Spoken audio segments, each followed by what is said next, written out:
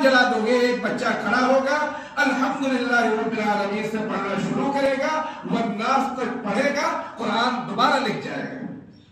یہ قرآن کی عظمت ہے کہ قرآن کو کوئی مٹا نہیں سکتا، اور کیوں نہیں مٹا سکتا؟ صاف وجہ ہے کہ جس نے قرآن نازل کیا، جس نے دنیا بنایا، وہی وعدہ کر رہا ہے، اور اللہ جس چیز کا وعدہ کر لے اس کو کون مٹا سکتا ہے؟ ایک عیسائی شخص تھا، وہ ہارون رشید کے دربار میں آیا، بڑی اچھی بات ہے کہ انہوں نے اس کو اسلام کی دعوت دی، اس نے کہا مسلمان نہیں ہوتے، نہیں مسلمان ہوا۔ دوسرے سال آیا، پھر وہ مسلمان ہوا، مسلمان ہو گیا تھا، تو خلیفہ نے پوچھا ارے بھائی میں نے تمہیں اسلام کی دعوت دی، تم مسلمان نہیں ہوئے، ایک سال گزرا، کیا ایسی وجہ پیش آئی کہ تم مسلمان ہو گئے؟ تو اس نے کہا میں قرآن پاک میں جو ہے کتابوں کو لکھتا ہوں، پہلے زمانے میں چھپائی کا ذریعہ نہیں تھا، ہاتھ سے لکھا جاتا تھا، بڑی اچھی رائٹنگ تھی اس کی، خوبصورت لکھتا تھا۔ اس نے کہا میں نے توریت کا ایک نسخہ لیا، 2-3 نسخے لیے، اور قرآن کو توریت کو میں نے لکھا، اور پھر اس کے بعد جس کو ہم آج کل جو ہے توریت کو لکھا، اور کہیں کہیں پر فیر و بدل کر دیا، ہر صفحے میں ایک لفظ ادھر کر دیا ادھر کر دیا، اور پھر اس کو لے کر گیا بیچنے کے لیے عیسائیوں کے پاس۔ انہوں نے دیکھا بڑا بہترین لکھا ہوا ہے، انہیں تو دگنی تیگنی چوگنی قیمت دے کے اس کو خرید لیا، یعنی اتنا اچھا لکھا ہوا صرف انہوں نے دیکھا۔ پھر میں نے انجیل لی اور اس کے ساتھ بھی یہی کیا کہ لکھا اور کہیں کہیں پر غلطیاں کر دی، بیچنے کے لیے گیا تو مجھے فروخت ہو گئی۔ لیکن پھر میں نے قرآن کریم کو لیا اور اس میں بھی چند غلطیاں کر دی، میں بیچنے کے لیے گیا، جگہ جگہ مارا پھرتا رہا، وہ قرآن کو کھول کے دیکھتے کہتے اس میں غلطی۔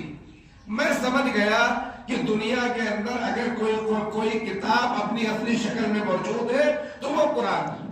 اور ہم میں سے آپ میں سے بھی بہت سے لوگ ہندوستان کے مختلف علاقوں میں گئے ہوں گے، کوئی ساؤتھ، نارتھ، دلی، بمبئی سب کہیں جاتے رہتے ہوں گے، ہمارے بہت سے بھائی لوگ سعودی رہتے ہیں، دبئی رہتے ہیں، کویت رہتے ہیں، دنیا بھر میں گئے ہیں، ساری دنیا کا قرآن اٹھا کے دیکھ لیجیے، یہاں سعودی کا چھپا ہوا قرآن بھی موجود ہے، یہ قرآن پاک ہے، دلی کا چھپا ہوگا، پٹنہ سے بھی چھپتا ہے، پوری دنیا کے اندر قرآن کے اندر ایک حرف کا بھی ہیر پھیر آپ کو نہیں ملے گا۔ اب رہی بات یہ کہ قیامت کے قریب جب علم اٹھایا جائے گا تو قرآن ورقوں سے اٹھا لیا جائے گا، اوراق سے قرآن مٹا دیں گے اللہ تعالیٰ، لیکن ہمارے سینوں میں جو قرآن اللہ نے محفوظ کیا ہے یہ جنت تک میں محفوظ رہے گا۔ جنت میں بھی جب ہم جائیں گے، جیسا کہ بچے نے پڑھا کہ کہا جائے گا حافظ قرآن سے پڑھتا جا اور جنت کے درجوں پر چڑھتا جا، تو ہمارے سینوں سے یہ قرآن کبھی مٹنے والا نہیں ہے۔ 2-3 حدیثیں ہیں، بڑی مشہور حدیثیں ہیں، جیسا کہ بچوں نے پڑھا کہ 10 ایسے آدمی جن کو جہنم میں جانے کا جن کا اعلان ہو چکا ہوگا، جن کا ٹکٹ یہ کٹ چکا ہوگا کہ تمہاری نیکیاں کم ہے، تمہاری برائیاں زیادہ ہے، اب تمہیں جہنم میں جانا ہی ہے، کنفرم کر دیا گیا۔ پھر حافظ قرآن سے کہا جائے گا کہ تم اگر سفارش کرنا چاہتے ہو تو 10 ایسے لوگوں کی، وہ حافظ قرآن جس نے قرآن کو یاد رکھا، اس کے حلال کو حلال جانا، اس کے حرام کو حرام جانا، یعنی قرآن کی تعلیمات پر عمل کیا، اس حافظ قرآن سے کہا جائے گا 10 ایسے لوگوں کی وہ سفارش کر سکتا ہے۔ دنیا کا بڑے سے بڑا بادشاہ، چاہے آج کا ہو چاہے پہلے گزرا ہو، بڑا سے بڑا وزیر، بڑے سے بڑے ڈاکٹر، بڑے سے بڑے انجینئر، بڑے سے بڑے سائنٹسٹ، بڑے سے بڑے مالدار کے لیے بھی اللہ یہ سہولت وہاں پر نہیں دے گا۔ نبی، صدیقین، شہداء، ان کے بارے میں آتا ہے کہ انہیں شفاعت کریں گے، یقیناً ہماری شفاعت کریں گے، لیکن حافظ قرآن کے لیے اللہ کے نبی نے صاف طور پر 10 لوگوں کے لیے کہا کہ وہ 10 ایسے لوگوں کی، یہ نہیں کہ بھائی ہمارے ابا جنت میں جا رہے کے درجے بڑھا دو، وہ تو بڑھایا جائے گا۔ تو ہم میں سے فکر کرنا چاہیے کہ معلوم نہیں ہمارا خاتمہ کیسا ہو، اعمال کیسے ہو، تو کم از کم اپنے گھر کے اندر نہیں تو خاندان کے اندر ایک حافظ ضرور بنانا چاہیے، کہ اگر خاندان کے 10 لوگ پھنس رہے ہو تو وہاں تو معلوم نہیں کون پھنس جائے گا، بڑے سے بڑے بزرگ بھی نہیں کہہ سکتے کہ ہمارا بیڑا پار ہو جائے گا۔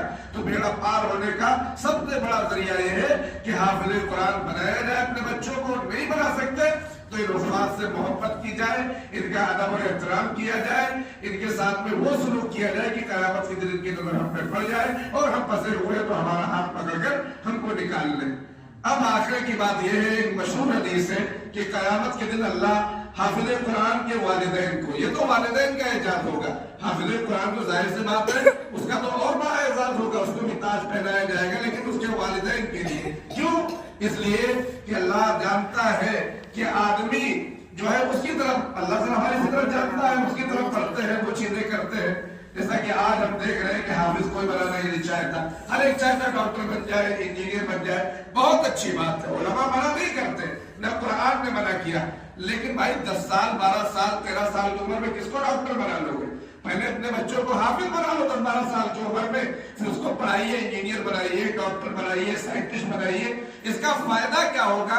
اس کا فائدہ یہ ہوگا جیسا کہ کسی مفکر نے کہا ہے کہ جب ماں باپ اگر اپنی اولاد کی بات سے ڈرنے لگے کہ میرا بیٹا ناراض نہ ہو جائے تو پھر سمجھ لو کہ انہوں نے دنیا کی تعلیم حاصل کی ہے. اور بیٹا ڈرنے لگے ماں باپ مجھ سے ناراض نہ ہو جائے تو سمجھ لو کہ انہوں نے دین کی تعلیم حاصل کی. حضرت مولانا امرار الحق صاحب نور اللہ مرکزہ کے والد صاحب سے کسی نے پوچھا کہ تمہارے دونوں بیٹوں میں بھائی کون زیادہ تمہیں پسند ہے، کیسے جانتے ہو؟ کہنے میں دنیا اور دینی تعلیم کا ایک فرق میں نے سمجھ لیا. کہنے کیا؟ کہنے میرا بیٹا یہ پڑھتا ہے، انگریزی پڑھایا. امرار الحق صاحب بعد میں علی گڑھ مسلم یونیورسٹی میں پروفیسر بھی رہے.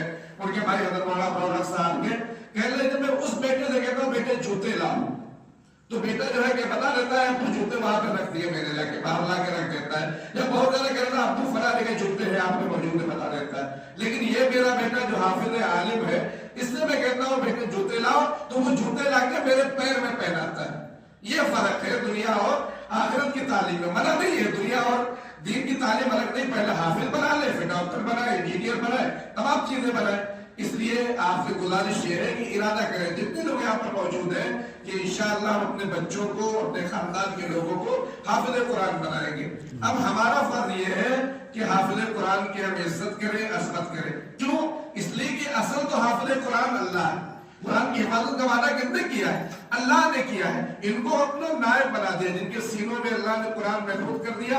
اللہ کے نبی نے فرمایا اگر ان کو جہنم میں ڈال بھی دیا جائے گا تو پھر جہنم کی آگ ان کو جلا نہیں سکے گی. مثال دی ہے کسی چمڑے کے اندر قرآن کو اگر بند کر کے ڈال دیا جائے تو جہنم کی آگ اس کو نہیں جلائے گی. قیامت قبر کے اندر بھی قرآن کھڑا ہوگا، فرشتے آئیں گے، اگر اس کے گناہ زیادہ ہوئے قرآن ادھر کھڑا ہوگا، اس کی سفارش کر رہا ہوگا، اس کو عذاب نہیں ہونے دے گا. اللہ کے دربار میں رشتے داری اور قرآن میں اپنے پڑھنے والے کی سفارش کرے گا. بڑی فضیلت اللہ نے بیان فرمائی. 3 چیزیں ہم دنیا میں چاہتے ہیں، دولت، عزت، شہرت. قرآن سے بڑی دولت دنیا میں کوئی ہو نہیں سکتی. قرآن سے بڑی دولت دنیا میں کوئی ہو نہیں سکتی. اگر کوئی حافظ قرآن دنیا کی کسی بلڈنگ کو دیکھ کے، دنیا کی کسی چیز کو دیکھ کے لالچ کی نظر سے دیکھتا ہے تو علماء نے لکھا ہے انہوں نے قرآن کی توہین کی. اس کے سینے میں دنیا کی سب سے قیمتی چیز موجود ہے. شہرت کی بات رہی تو اس کو حافظ جی کہا جاتا ہے، حافظ صاحب کہا جاتا ہے. لفظ حافظ تو اللہ کی پہچان، حفاظت کرنے والا اللہ ہے. اللہ کی صفت اس کے ساتھ ایک جڑ رہی ہے، وہ حفاظت اللہ نے اس کو ذریعہ بنایا ہے. جی لگایا جاتا ہے، جی اور سر یہ عزت کے لیے لگایا جاتا ہے. اور اس طریقے سے شہرت مرنے کے بعد رحمت اللہ علیہ آدمی اس کو کہتا ہے، علیہ الرحمہ کہتا ہے، نور اللہ مرکزہ کہتا ہے. بڑے سے بڑا منتری مر جائے، بڑے سے بڑا پردھان منتری بن جائے، ہمارے سائنٹسٹ اے پی جے عبد الکلام مرے، لیکن دنیا کا کوئی آدمی ان کی عظمت کو ہم سلام کرتے ہیں، ان کو ہم میزائل مین کہتے ہیں. ہمارے صدر جمہوریہ رہے، بڑے بڑے پریزیڈنٹ رہے یہاں کے، لیکن ہم کبھی اے پی جے عبد الکلام علیہ الرحمہ نہیں کہتے. لیکن ایک حافظ قرآن جو آپ ایک عالم دین جو چھوٹے سے گاؤں کا رہنے والا ہوتا ہے، اس کا جب انتقال ہوتا ہے تو مولانا کہتے ہیں. مولانا کا مطلب ہم سمجھتے ہیں مولانا ہمارے سردار، ہمارے سرتاج. ہم اس کو حافظ کہتے ہیں، اللہ کی صفت اس کے ساتھ لگاتے ہیں، اس کے لیے دعا پڑھتے ہیں. نور اللہ مرکزہ، اللہ اس کی قبر کو نور سے بھر دے. برت اللہ مرجعہ، اللہ اس کی قبر کو ٹھنڈا کر دے، نورانی بنا دے. رحمت اللہ علیہ، اللہ اس کے اوپر رحمتیں نازل فرمائے. تو عزت بھی اللہ دیتا ہے حافظ قرآن کو، دولت بھی دیتا ہے. دولت تو سب سے بڑی قرآن ہے، ایمان ہے. اور شہرت بھی اللہ دیتا ہے کہ مرنے کے بعد بھی ساری دنیا کے لوگ جب بھی اس کا نام لیتے ہیں عزت سے لیتے ہیں، احترام سے لیتے ہیں. اگر تمام چیزیں ہمیں چاہیے تو قرآن سے جڑنا ہوگا. اگر ہم قرآن سے جڑیں گے تب یہ ہمیں ترقی ملے گی. اقبال نے کہا تھا وہ معزز زمانے میں مسلمان ہو کر ہم خوار ہوئے تاریخ قرآن ہو کر. صحابہ تو ایسے تھے کہ وہ صرف مسلمان تھے، پھر اس کے بعد انہوں نے قرآن پر عمل کیا تو معزز ہو گئے. آج بھی ہم ان کا نام لیتے ہیں، رضی اللہ عنہ لگاتے ہیں. اللہ نے قرآن میں ان کو کہا ہم ان سے راضی، اللہ ان سے راضی، صحابہ ان سے راضی. ہم جو ہے اللہ کے نبی کے وارث ہیں، انبیاء کے وارث ہیں، علماء اور حفاظ. اس لیے ہمیں یہ فکر کرنا چاہیے کہ قرآن ہم بھی یاد کریں، اور اس کو صحیح پڑھنے کی فکر کریں. جو حفاظ قرآن ہے